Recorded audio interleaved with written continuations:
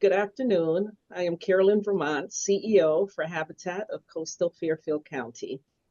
Thank you all for taking the time out of your busy schedule to join us today. And I do realize some of you are on your lunch break, but do stay present on the screen if possible.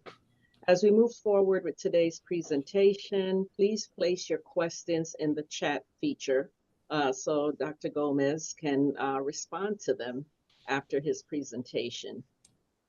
A little bit about Habitat for Humanity. Habitat for Humanity of Coastal Fairfield County seeks to build community and improve lives by partnering with low-income working families, volunteers, and donors to build decent and affordable homes in stable and welcoming neighborhoods. At Habitat for Humanity of Coastal Fairfield County, we are committed to creating a culture where diversity, equity, and inclusion are central to our mission. We have dedicated 281 homes since our inception in 1985. Hispanic Heritage Month is very important to us. As I shared, we truly believe in diversity, equity, and inclusion, and so we think about everyone. Hispanic Heritage Month is a time to recognize and celebrate the many contributions, diverse cultures, and extensive histories of the American Latino community. As part of President Biden's National Hispanic Heritage Month proclamation for this year, he states, "My administration is working to make the American dream real for everyone, including by expanding opportunities for Latinos across the country. Since I took office, we have seen over 13 million new jobs created. Unemployment is near a 50-year low. We help more than 2.5 million Latinos enroll in health insurance through the Affordable Care Act. That is an increase of more than 50% since 2020. We expanded the child tax credit, which slashed child poverty by over 40% among Latinos to the lowest rate on record. I signed the most significant gun safety legislation in 30 years. We have invested in community colleges, Pell Grants, and Hispanic serving institutions, helping more Latino students access higher education.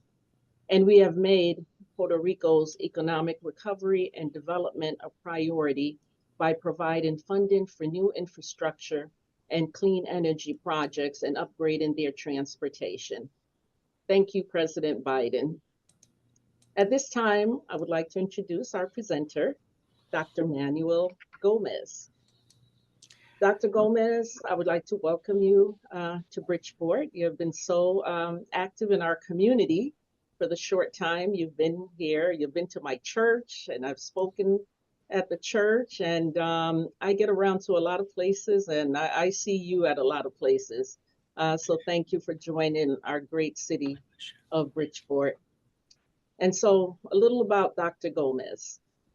As a first-generation college student, Dr. Manuel Gomez was empowered by his educational experiences and is inspired by the opportunity to serve the communities and institutions that have allowed him to bring the democratizing agency of higher education to life. Dr. Gomez believes that education enriches and improves the lives of students and the community. His focus on collaboration, clear sense of leadership, and experience with diverse higher education stakeholders have prepared him to communicate effectively and collaborate with diverse stakeholders. His progressive leadership experience in higher education includes a plethora of fiscal management acumen and strong communication and relationship building skills. This entailed having intimate knowledge of college operations, mechanics of teaching and learning liaison to community stakeholders, fine points of resource management, and the internal systems of academic and student affair departments. His experience includes oversight as campus chief executive officer, chief academic officer, associate provost with oversight over student and academic affairs, director of education and training and the Academy for Assessment of Student Learning, Higher Learning Commission, dean, director, and coordinator of programs and services, and has worked with high school counselors, instructors, parent groups and principals, Rotary groups, community boards, action councils, and alumni. As an educator since 1996, Dr. Gomez has taught at 4 community colleges, a public university, and a private 4-year institution. His combined teaching experience is the equivalent of 8.2 years of full-time teaching.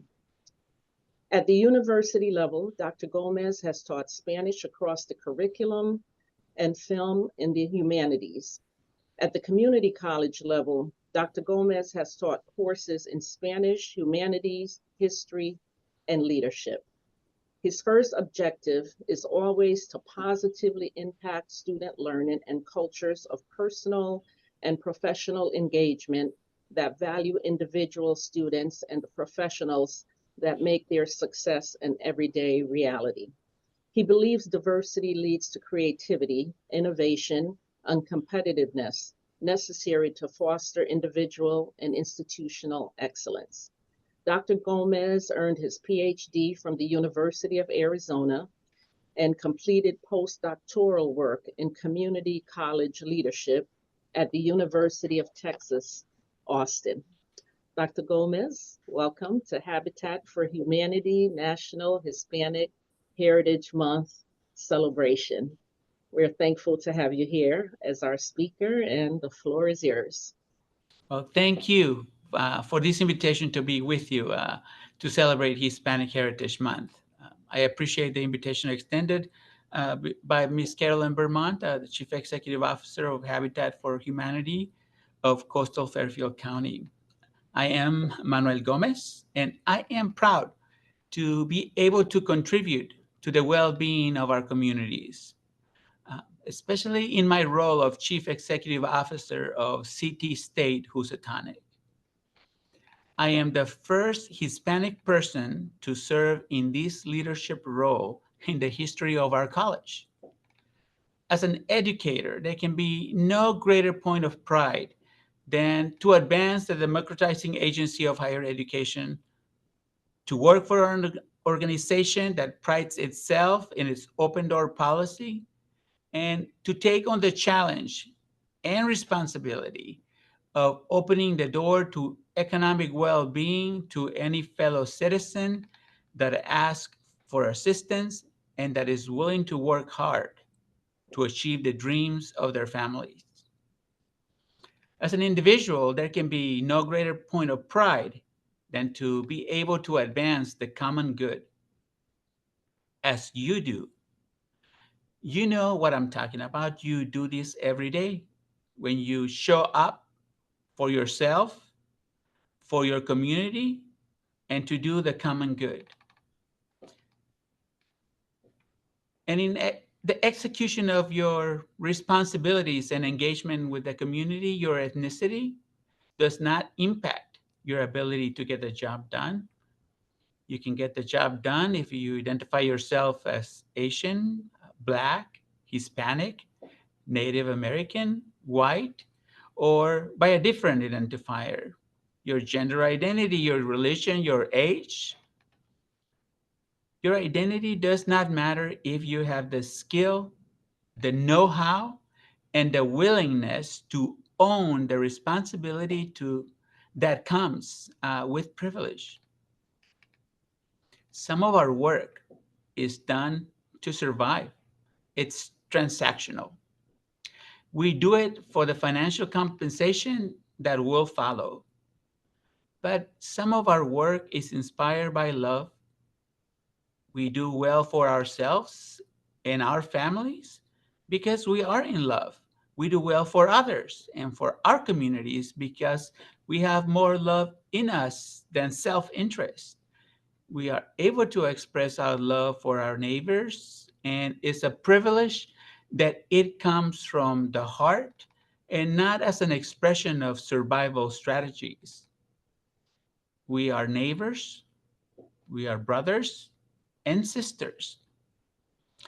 That love at its purest is what inspires us to do the work that we do and to be the person that we are.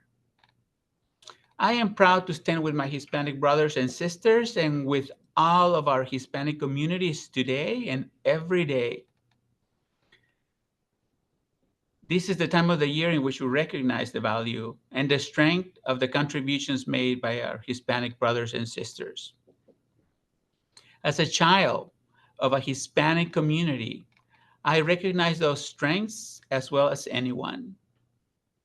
As a child of an immigrant farm working family, I was the first one to have the opportunity to focus on academic achievement. The fourth of 8 children, I was the first one to attend college and graduate. After I graduated from college, my 4 younger siblings did the same. My 3 older siblings joined the workforce early so that my family could survive. Their work put food on the table and kept a roof over our heads. It allowed me and my younger siblings to get an education and to engage in work that could do more than put food on the table and keep a roof over our head. The work of my older siblings allowed us to gain the knowledge and skill set to help our communities thrive. It was love that inspired their sacrifice. It was a strong conviction in the power of self sufficiency, a strong work ethic, and love that allowed them to carve a path in the world for our family. And now I am proud to do the work that I do every day, inspired by love in their name and following their example, their work ethic, and their dedication to family and community. I am proud to engage in the work that advances the common good. I am the Chief Executive Officer for CT State Housatonic. We educate more than 5,000 students. That is more than 5,000 students engaged in realizing the dreams of their parents. More than 5,000 students working to improve the collective well-being of their families and their communities. And it's an honor to lead some of the smartest and best educated educators in the state of Connecticut. It's an honor to lead a team focused on doing the common good through education. City State Housatonic, in many ways, is a hidden gem, but it shouldn't be. We represent the best that our community has to offer. Its people. You should know that Housatonic is home to the Housatonic Museum of Art. Our current museum exhibit is called Hidden Gems, and we are showing off Picasso's, Chagall's, Murrow's, Warhol's, Ansel Adams, Paul Camacho's, and the work of many more world-renowned artists. We house the second most valuable community college art collection in the nation, right here in Bridgeport, Connecticut. And the most wonderful thing about Housatonic is that we share our art not just in the Bert Chernow Gallery, but throughout our campus, in our library, our classrooms, our advising offices, our one-stop offices, every lobby space in every hallway, wherever our students learn, wherever our students study and visit with each other, their college experience is surrounded by the beautiful art of the Housatonic Museum of Art. Our students' experience, their college life, happens surrounded by beauty. You know the phrase, beauty is in the eye of the beholder. Well, at Housatonic, our students' goals and aspirations are part of the beauty we embrace. And that is why it is so appropriate that they themselves are surrounded by beauty. It started with a wonderful realization, the realization that our students deserve the opportunity to be surrounded by beauty. And now artists and community members keep reiterating that idea by continuing to donate beautiful art to our collection for the enjoyment and education of our students and communities.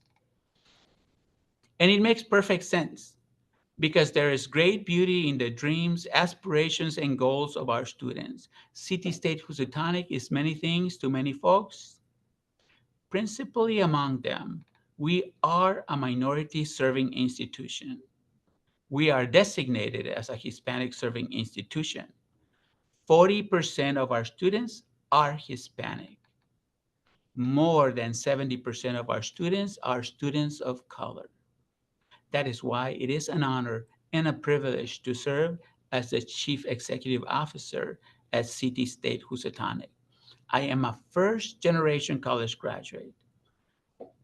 I have a teacher here from our Work Center for Innovation and Entrepreneurship. It reads, I am my family's wildest dream. And it's true. My journey to leading an institution of higher education began in a home that had not raised a college graduate until I had the opportunity. And because I graduated college, I earned the opportunity to help educate 5,136 students. I earned the opportunity to make our communities stronger, and I am loving it. And I am thankful for this opportunity to make the life of our students and their families better. I am a Hispanic, and I am making the life of our communities better. It's a wonderful gift. There are more than 60 million Hispanic individuals in our country. I thank you for the opportunity to visit with you and share part of my story as we gather to celebrate Hispanic Heritage Month for very good reason, for more than 60 million reasons. We know our communities are made stronger through the love, work, and dedication to the common good of our Hispanic neighbors and families. Thank you.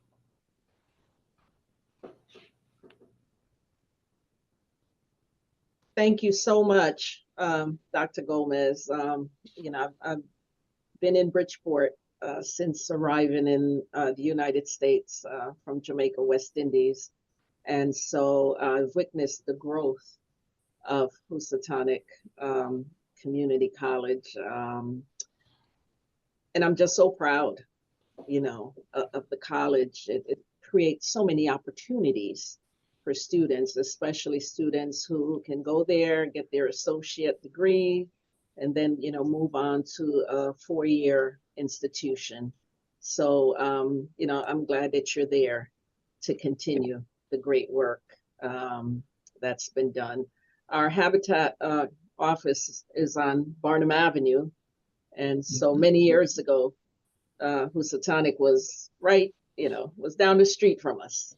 But Right. now you're in that large, great space in downtown Bridgeport, which, used to be our mall, that we would go, do shopping as a younger person, would hang out there on Saturdays after Upward Bound. Yeah. So before we entertain questions in the chat, I do see our councilwoman, Maria Valle. There you are. You're up and down. I guess it's where your camera is located. But Maria, I just want to thank you for joining us today, and appreciate all the work that you do for our families and, for Bridgeport as a whole. And would you like to say anything, Maria? I'm putting you I on the just spot. I know you are, but I'm putting you guys. I wish I could show you the where I'm at. I am in Vega Baja, Puerto Rico, so I am zooming in from Puerto Rico. But welcome, Senor Gomez. Yes. Um, Yes. it's a Thank you. pleasure to meet you, even though it's through Zoom. But hopefully, when I get back to Bridgeport, I can pay a visit and shake your hand personally.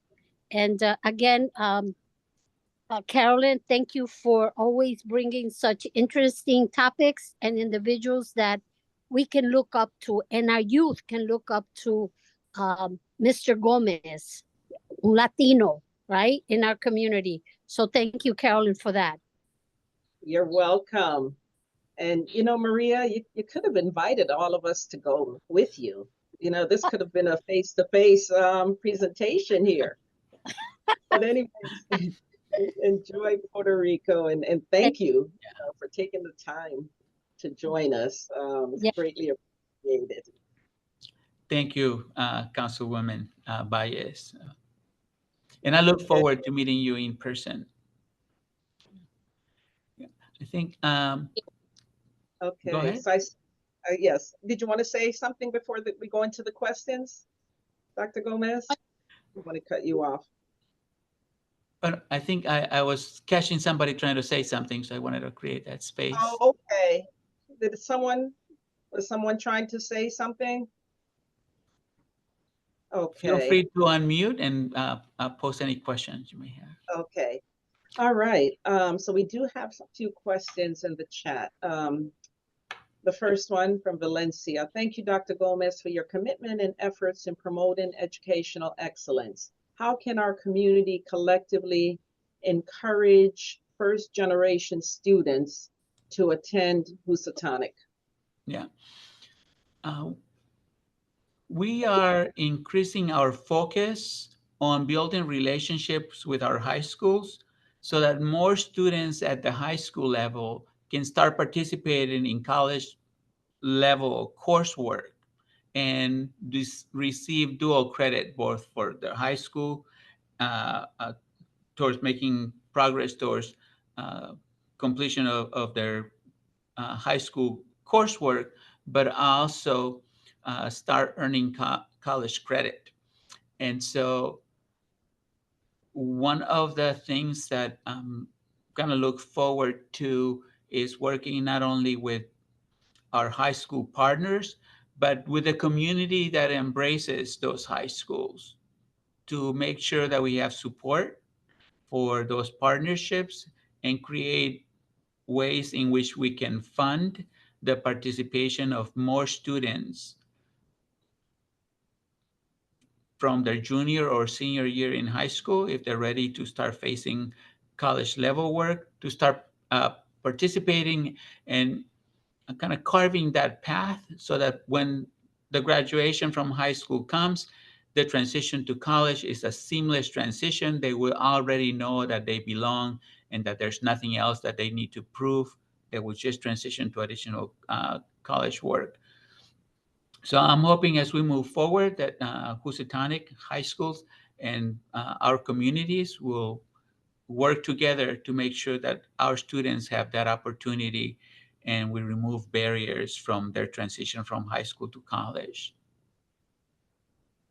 Okay, thank you for that. And that's certainly a really great opportunity, for college students or um, college-bound high school seniors. I sit on the board of Colby Cathedral High School, and I know many of the students there have benefited from this opportunity. So thank you for providing that. Yeah. Okay, next question is from Josue. If a non-student community member wants to get involved in the efforts of Connecticut State Housatonic, what are the options for those individuals to contribute to the organization efforts of giving back to the community? We do a lot of outreach in the community And so we're always looking at community partners, volunteers that can help extend our presence uh, in the community, and that can help us identify opportunities to deliver our message. Uh, Almost 60% of our students are first generation uh, college students. And there are many more students that could benefit from participation in higher ed at Housatonic and our other city-state campuses. And it is community members, non-students especially, that can help us deliver that message where we are not able to deliver it ourselves or our students. One of my current work is the engagement of our faculty and staff to achieve at least a 10% improvement in helping our students document that they've met the requirements associated with earning a certificate or degree at Housatonic. And so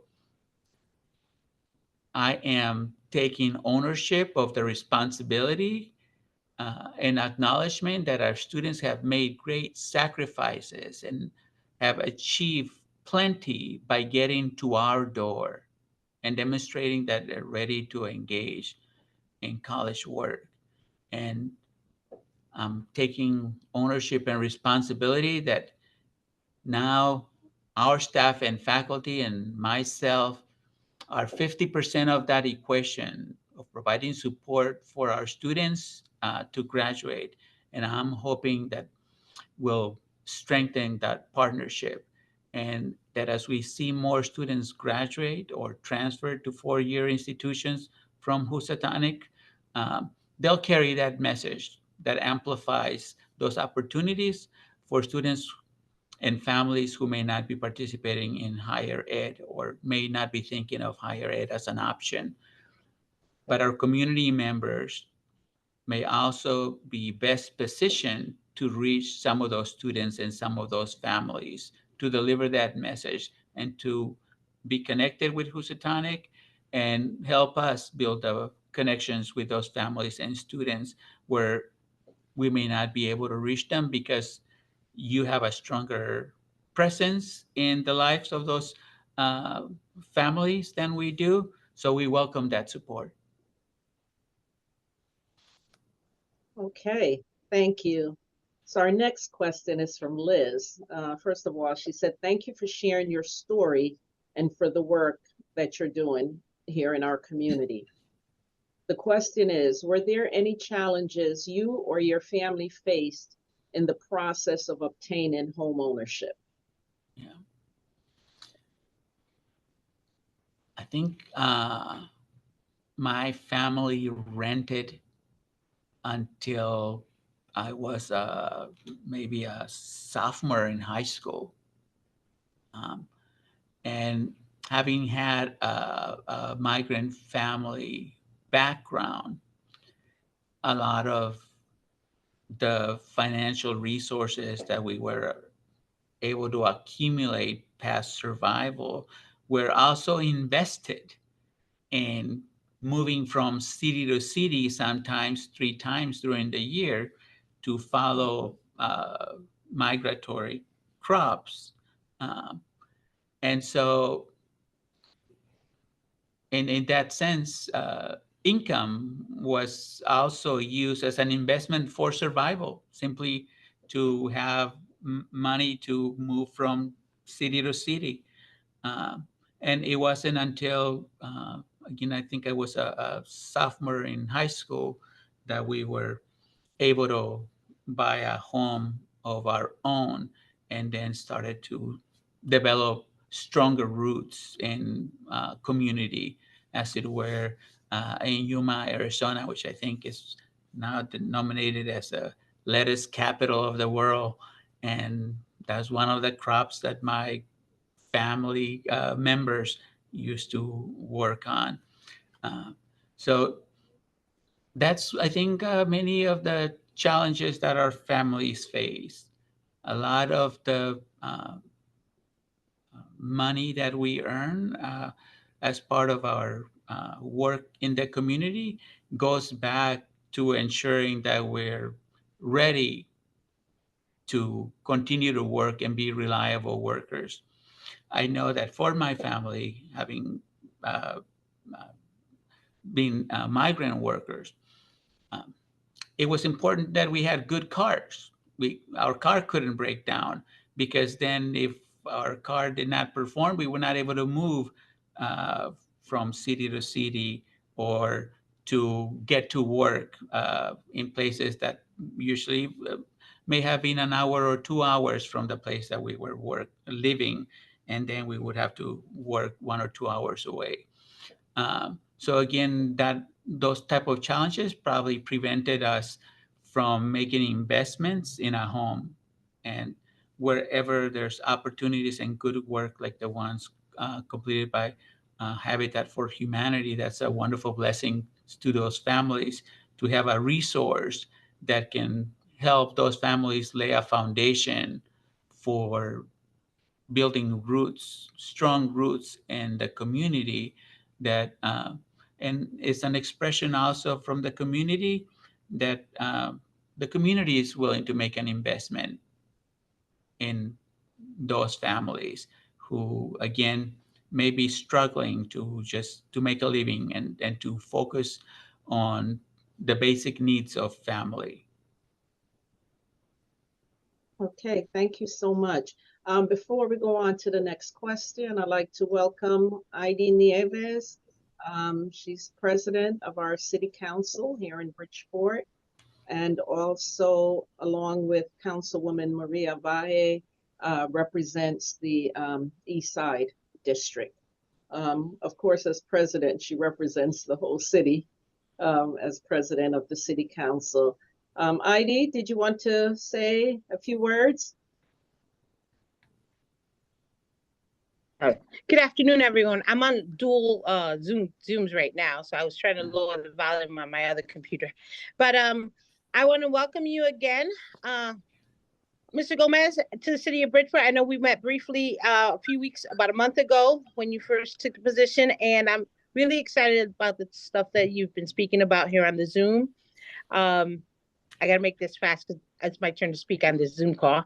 So I want to say that thank you, Carolyn, for what you've done and put this platform together for today so we can hear what needs to be done. And especially to hear that you're going to be continuing some of the work that Dr. Smith was working on and re-engaging our community. And I'm really excited about the high school program that you're going to reintroduce, because back in the 90s, when I was a junior in high school, going to Bullard Havens, I had the opportunity to do a program like that with Housatonic. So to know that that is going to be reinstituted for our community and to engage youth at that level, you knew sophomore year that you could possibly go and take one class at Housatonic. So that's really great. So thank you for that. All right. And I got to go because they're waiting for me now. Have a good one. Thank you, President Davis.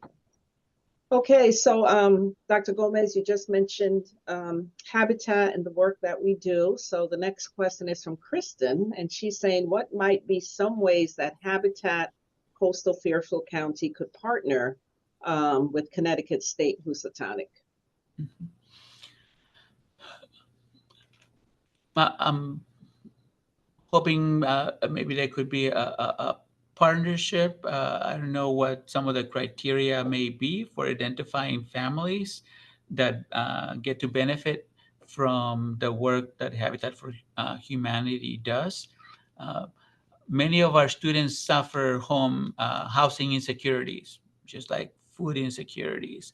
I know, for example, just last week, over 170 families took advantage of our food pantry. And so having that resource to those families on a weekly basis helps those students and families alleviate some of the stresses of food insecurities. But we also have families that suffer from housing insecurities. And if we at Housatonic can inform who these families are and whether they qualify for the benefits of housing that Habitat for Humanity can provide, we would be thrilled to be partners in that conversation. In the past, I'll mention, I've worked with Habitat for Humanity. I was a house captain many moons ago. I built my own house and do a little plumbing and electrical, more stronger on electrical than plumbing or framing. But so anyway, it was incredibly rewarding to be engaged in the work of Habitat for Humanity. And I look forward to, again, engaging with the community and with Miss Vermont and her team to figure how we at Housatonic can build a stronger partnership. Okay, thank you. Okay, so Erin has a question for you.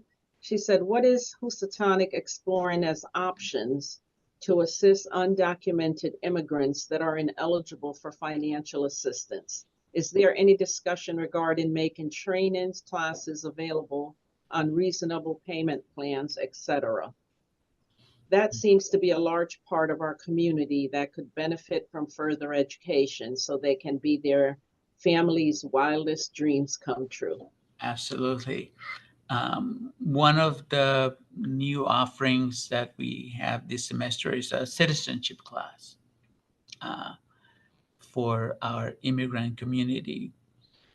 But also through the work of our foundation, we provide scholarships to many of our students who do not qualify for financial aid because of their legal status. For whatever reason, they may not qualify for financial aid. They qualify for scholarship grants from our foundation. So our foundation provides scholarships to all deserving students, regardless of their status, often also connected with performance in the classroom. But academic achievement is not the only criteria that the foundation uses for awarding scholarships. And so something that the foundation is piloting in the upcoming year is that whereas in the past it awarded scholarships twice a year, in the fall and in the spring, we're going to pilot a process through which we have a rolling awarding of scholarships to address needs as they bubble up or they arise in the life of our students.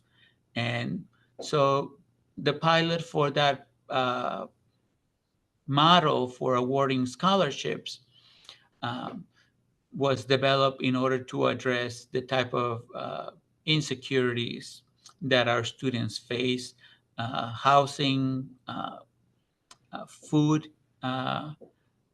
clothing insecurities, and not just at the point that they have to pay for registration in the spring and the fall or the winter, but as life happens. And so those are some of the things that we are trying to do for all of our students, regardless of what their immigrant status may be. Thank you. Thank you, Dr. Gomez. And I just want to share with you, for many, many, many years, our West Indian American Association of Greater Bridgeport, we would collaborate with Housatonic to conduct a immigration forum. But I believe your staff person, Pierre De Haiti, Yes. he's doing that now, because I know he held one, I don't know, maybe a couple months ago. He held an immigration forum then. So thank you for that. Okay, the next one is from Arlene, and Arlene, you're welcome. She says, good afternoon, Dr. Gomez. What a pleasure to listen to you and hear your story. Quite an inspiration. Thank you for what you're doing. And she wanted to know if Housatonic is part of the college tour today. I believe it is, because I just saw some students walking with somebody outside of my office as I was coming in for the presentation. So yes, we are. Okay. And it's part of that, as the Housatonic Museum of Art is housed at our college, it's wonderful to just walk out of my office, and we often have tours and we often have classes, visiting every space of the college and taking the learning wherever the art is. And that's just a fabulous concept and idea that that takes life here at Housatonic Community College. Is such a blessing to be able to be associated with the institution that affords our students such an experience. Many a times, community colleges in particular are institutions of higher ed that struggle to sustain the learning environments, both classrooms and as well as all those spaces that support uh, uh, college life or student experience.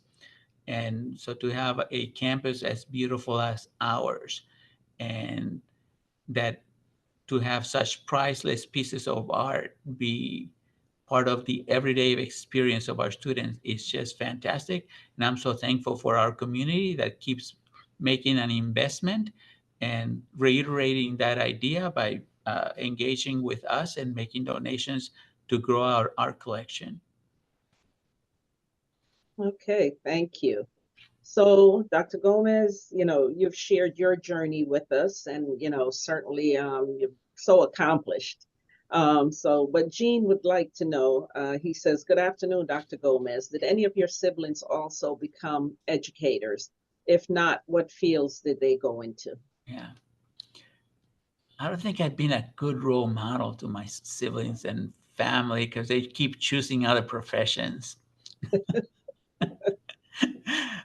But my the brother that follows me is a police officer, and then my brother that follows him works for a nonprofit working with the elderly, and so does my sister.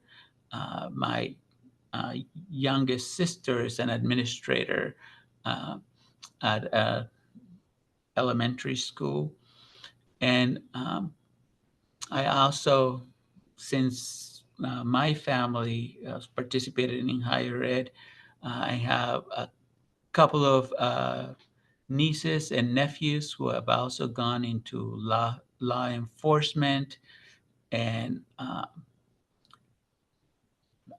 psychiatry and just all kinds of other professions, criminal justice. And to me, it's incredible to think that I was the first one to break that barrier, and that after that, everybody just kind of followed through and was able to achieve. And I'm inspired by the fact that we are taking that responsibility at Housatonic seriously with more than 5,000 students, because with 60% of those students being first-time college students, uh, that's the potential impact that we can have on their lives of their immediate families, and more importantly, of their community. Because if I had not had the opportunity to be college educated, I would have made a poor seasonal farm worker. My body is not built to endure that type of work. Uh, so I'm blessed in having had that opportunity. But because of that, I've been able to make such a greater impact in the life of our communities and many more individuals that I would have uh, had my only opportunity being the opportunity to be part of the process that brings food to your tables. So as much dignity as that work should be afforded, um, I know that within my current role, I have a greater opportunity to impact our communities. And so, with over 60 million Hispanic individuals in our country, there's that opportunity also to embrace their goals and aspirations as part of the larger life of our country.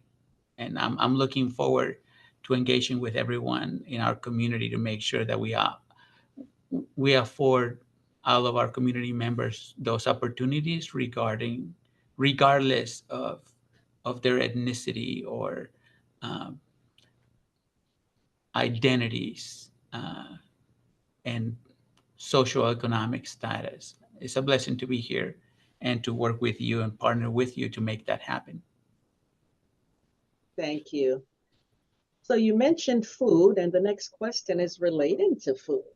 Angie said, please tell us a little about the food pantry that you mentioned previously. Um,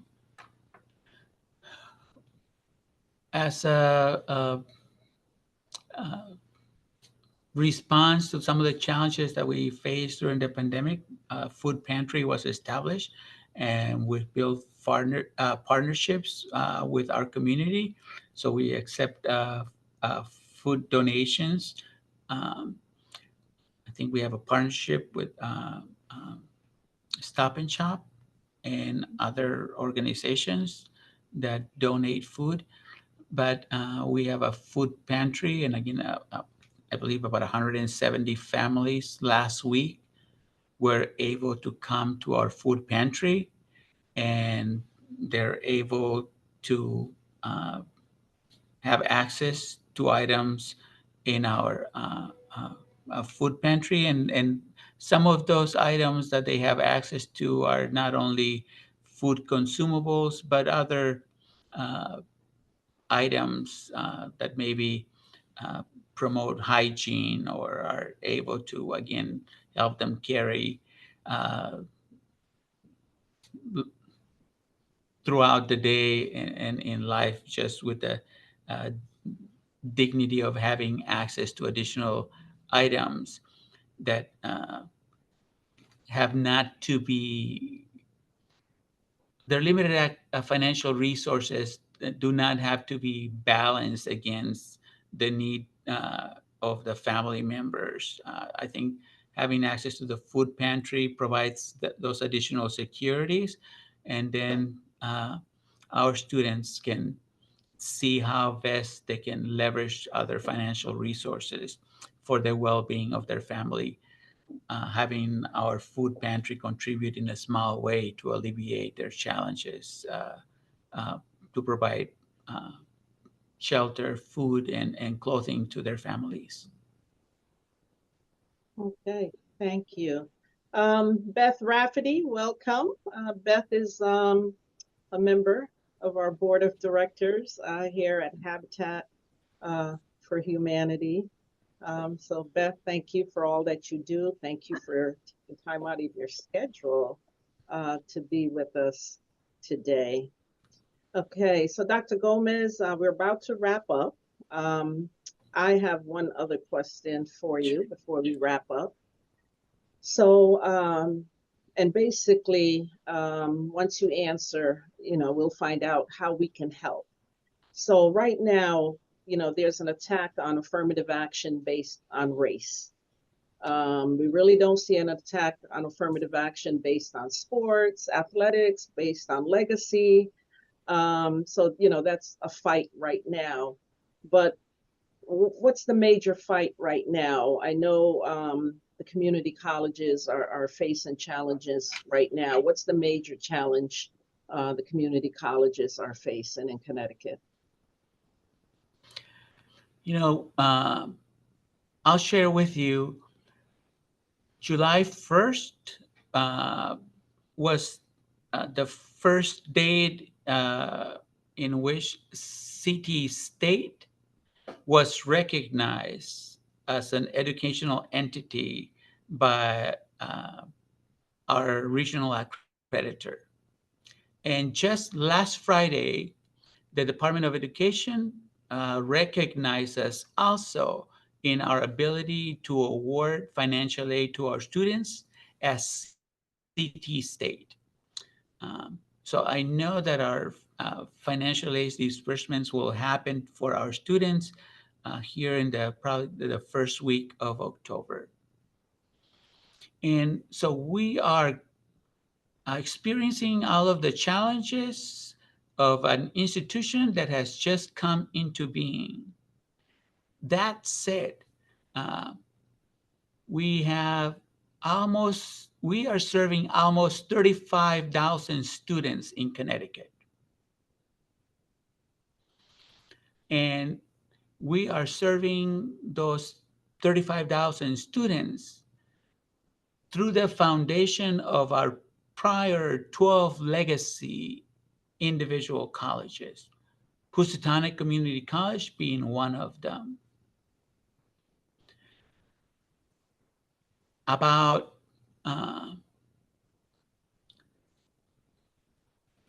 I'm forgetting the exact percentage, but I believe it's about 28% of our students who are attending multiple campuses this semester to complete their coursework.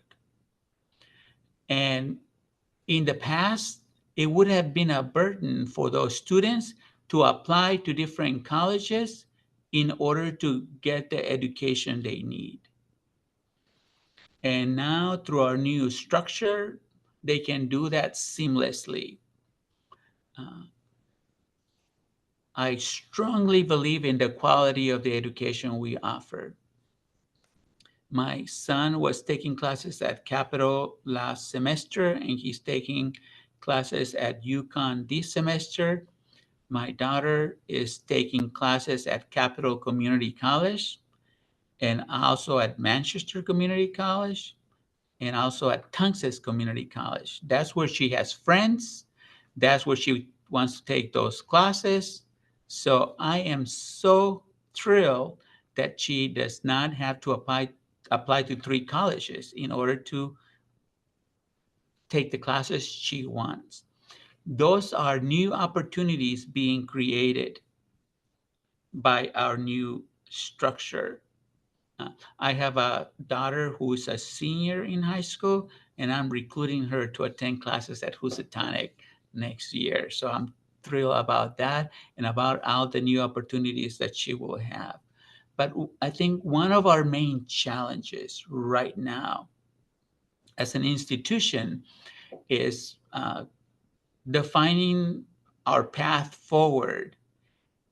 Whereas we knew what life was like and how to support our students from a single perspective as a single institution, we are learning to do that, relying in the resources and collaboration of 12 entities. So that's a challenge. But the fact that we have some 28% of our students avail themselves of new educational resources, I think tells me that the challenges that we're facing right now as we learn to go about the education of our state communities as a new single entity is worth it. And coming back to that first part of the question, Carolyn, is the fact that just like Housatonic, 70% of our students at Housatonic are students of color. We are serving traditionally underserved populations, and we need to place a stronger emphasis in educational achievement so that those credentials can be used to leverage the advancement of all of these students and families in our communities, where sometimes some of the ways in which we as people of color are challenged is because of our lack of credentials, even though we know how to get the job done, even though we have the disposition and we have the experiences that would allow us to get the job done. But sometimes the lack of credentials is used against us to keep us from access to some of these resources, jobs included. So I'm happy to be working with Housatonic and being part of that solution, and to partner with organizations like Habitat for Humanity and others. That answer ran long. I know that we're That's watching the okay. time, so I'll stop there. Yes, that's okay. Thank you so much, Dr. Gomez. This was very informative, inspirational. Thank you for sharing your journey and all that's happening at Housatonic now. Thank you all for joining us today, taking time out of your schedule. As far as the CEO series, our next one will take place in February. For Black History Month. And again, we'll have another dynamic presenter like Dr. Gomez to share your journey with you. So again, thank you, everyone. Enjoy the sunshine today and enjoy the rest of the week. Take care. Thank you, everyone. Be well. Thank you, Dr. Gomez. Thank you so much, Dr. Gomez. We'll see you here, Dr. Gomez. Thank you, everyone, for See you in joining. a minute. Thank you.